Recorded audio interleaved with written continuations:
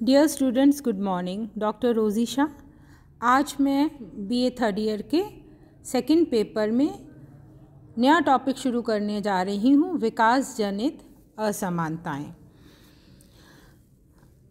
विकास के संबंध में मैं इससे पूर्व आपको बता चुकी हूँ विस्तार से। अब मैं आज आपको विकास जनित असमानताओं के बारे में समझाऊंगी। भारत में नियोजन के पिछले वर्षों में देशवासियों के जीवन स्तर में सुधार करने, राष्ट्रीय आय को बढ़ाने, उद्योगों और कृषि का विकास करने तथा गरीबी को कम करने के लिए व्यापक प्रयत्न किए गए हैं। ये सच है कि पंचवर्षीय योजनाओं की सहायता से राष्ट्रीय आय में वृद्धि होने के साथ विभिन्न वर्गों के जीवन स्तर में काफ़ी सुधार हुआ है, लेकिन सभी क्षेत्रों और वर्गों को विकास की समान सुविधाएं मिल नहीं सकी। जो क्षेत्र तथा वर्ग पहले से ही काफ़ी संपन्न और खुशहाल थे, विकास की प्रक्रिया में वे और अधिक आगे बढ़ गए, और इसके विपरीत जहां रोजगार के अवसरों की कमी होने के कारण व्यापक गरीबी फैली हुई थी, उनमें आज भी अधिकांश लोगों का जीवन अभावों से घिरा हुआ है। इस दशा में यही प्रश्न उठना स्वाभाविक है कि यदि पूरे देश की जनता को विकास कार्यक्रमों का समान लाभ नहीं मिलता तो लाखों करोड़ रुपए व्यय करके विभिन्न विकास कार्यक्रमों की उपयोगिता ही क्या है। समाजशास्त्रियों द्वारा किए जाने वाले अध्ययनों से ये स्पष्ट होने लगा है कि हमारे समाज में व्याप्त असमानताएं आज मुख्य रूप से विकास की प्रक्रिया का परिणाम है। इसी कारण समाजशास्त्री, अर्थशास्त्री, राजनीति शास्त्री और योजनाकार विभिन्न असमानताओं को विकास संबंधी समस्या मानकर इसके अध्ययन में विशेष रुचि लेने लगे हैं। वास्तव में असमानता एक स्वाभाविक घटना है। जिस तरह लोगों और सभी समाजों को एक दूसरे के पूरी तरह समान नहीं किया जा सकता, उसी तरह एक देश के सभी क्षेत्रों और लोगों को पूरी तरह समान बनाना भी संभव नहीं है। इसके बाद भी ये तथ्य ध्यान रखना ज़रूरी है कि कुछ असमानताएं इस तरह की होती हैं जो कुछ विशेष प्राकृतिक दशाओं का परिणाम होती हैं, और ऐसी असमानताओं के लिए अविकास जो होता है वह सरकार अथवा प्रशासन उसके लिए जिम्मेदार इन असमानताओं के लिए नहीं होती है, और इन असमानताओं को सहन किया जा सकता है क्योंकि इसके लिए प्राकृतिक दशाएं जिम्मेदार होती हैं। दूसरी ओर यदि विभिन्न क्षेत्रों के बीच बढ़ने वाली और असमानताएं गलत योजना, निहित स्वार्थों या क्षेत्रीय विवादों का परिणाम होती हैं तो उन्हें सहन नहीं किया जा सकता। इस दशा में विभिन्न असमानताएं एक गंभीर समस्या का रूप ले लेती हैं। सच तो ये है कि आदिम अवस्था से लेकर वर्तमान औद्योगिक अवस्था तक मानव द्वारा समाज के विकास के जितने भी प्रयत्न किए गए हैं, उनके कारण मानव और असमानताओं में लगातार वृद्धि हो रही है। ये असमानताएं मुख्य रूप से दो प्रकार की हैं। कितने प्रकार की हैं? दो प्रकार की हैं।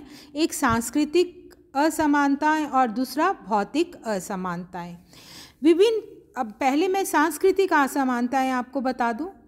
सांस्कृतिक असमानताएं विभिन्न क्षेत्रों के रीति रिवाजों, भाषा, विश्वासों, मनोवृत्तियों, मूल्यों, कला और जीवन पद्धति से संबंधित जो भिन्नताएं हैं वे सांस्कृतिक असमानताओं के उदाहरण हैं, जो एक बहुजन समाज की प्रकृति को स्पष्ट करती हैं। उन्हें एक समस्या के रूप में नहीं देखा जा सकता। दूसरा, भौतिक असमानताएं। जब विभिन्न स्थानों तथा वर्गों के लोगों को रोजगार के समान अवसर नहीं मिलते, उनकी प्रति व्यक्ति आय एक दूसरे से बहुत कम या अधिक होती है। उद्योगों का केंद्रीकरण कुछ विशेष क्षेत्रों में होने लगता है, सत्ता पर कुछ विशेष वर्गों के लोगों का एकाधिकार हो जाता है, अथवा एक बड़ी संख्या में लोग आवास, स्वास्थ्य, पानी जैसी आधारभूत सुविधाओं से वंचित रहने लगते हैं। तब ऐसी असमानताएं देश को प्रगति की ओर ले जाने की जगह देश में तरह तरह के तनाव और आंदोलनों को प्रोत्साहन देने लगती हैं। विकास से उत्पन्न असमानता की समस्या को समझने के लिए विकसित, विकासशील और अल्प विकसित समाजों के अंतर को समझना बहुत ज़रूरी है। विकसित समाज, सबसे पहले मैं आपको विकसित समाज बता रही हूँ। विकसित समाज वे हैं जिनमें प्रति व्यक्ति आय उपभोग की सामान्य आवश्यकताओं को पूरा करने से अधिक तथा जिनमें सभी लोगों को पर्याप्त नागरिक सुविधाएं प्राप्त होती हैं। America, Italy, Sweden, England, France, Germany, Japan आदि विकसित समाजों के उदाहरण हैं।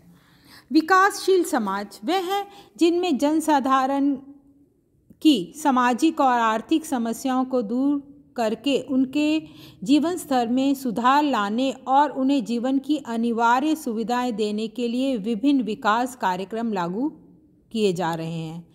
भारत और चीन सहित संसार के अधिकांश देश आज विकासशील समाजों की श्रेणी में आते हैं।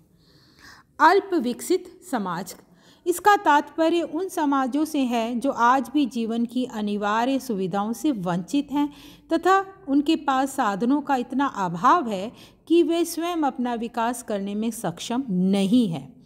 विकास से उत्पन्न असमानताओं की समस्या आज मुख्य रूप से विकासशील समाजों से संबंधित है। ऐसा अनुमान है कि संसार के सभी विकासशील समाजों की कुल जनसंख्या लगभग 350 करोड़ है। इन समाजों में विकास के बहुत से कार्यक्रम लागू होने के बाद भी इनमें लगभग 1/3 लोग पीने के स्वच्छ पानी से भी वंचित हैं। लगभग 1/4 लोगों के पास रहने के लिए मकान नहीं है। जनसंख्या का एक बहुत बड़ा भाग निरक्षर है। लगभग 22% बच्चे कुपोषण का शिकार है। 27% बच्चे 5वीं कक्षा के बाद स्कूल जाने में असमर्थ हैं। अनेक क्षेत्र ऐसे हैं जिनमें रोजगार के सीमित साधनों के कारण बेरोजगारी दिनों दिन बढ़ती जा रही है। विभिन्न अध्ययन बताते हैं कि विकासशील समाजों की कुल आय का 10% धनी लोगों का अधिकार है, यानी उस पर जो धनवान लोग हैं उनका अधिकार है। इन देशों में उपभोग योग्य वस्तु पर होने वाले कुल व्यय का 46% व्यय केवल इन 10% लोगों के द्वारा किया जाता है। टेलीफोन, कंप्यूटर, सूचना प्रौद्योगिकी से जुड़े हुए दूसरे साधनों का उपयोग निर्धन वर्ग में केवल 9.2% है, जबकि 98.8% का उपयोग केवल संपन्न वर्ग द्वारा किया जाता है। जिन क्षेत्रों में प्रति व्यक्ति आय अधिक है वहाँ नगरों में कारों और गांवों में ट्रैक्टरों की संख्या बहुत अधिक है। दूसरी ओर निर्धन क्षेत्रों में आज भी लोग खेती के परंपरागत तरीकों को काम में लाकर कठिनता से अपना पेट भर पाते हैं। असमानता की समस्या को स्पष्ट करते हुए डॉक्टर तिवारी ने लिखा है कि आज अधिकांशतः असमानताएं प्राकृतिक नहीं हैं, बल्कि कुछ गलत नीतियों और स्वार्थों का परिणाम है। संसार के विभिन्न देशों में जैसे जैसे विकास की गति तेज हो रही है, इन असमानताओं की प्रकृति भी बदलती जा रही है। समाज का एक छोटा वर्ग ऐसा है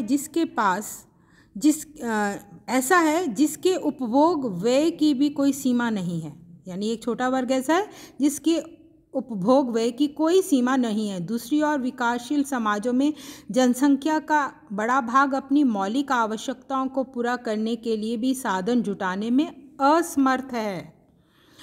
और इसका मैं आपको कुछ आंकड़े देकर उदाहरण बताना चाहूँगी। उदाहरण के लिए अमेरिका और यूरोप के देशों में प्रतिवर्ष केवल अपने कुत्तों और बिल्लियों जैसे पालतू पशुओं के भोजन पर $17 बिलियन की राशि व्यय कर देते हैं लोग।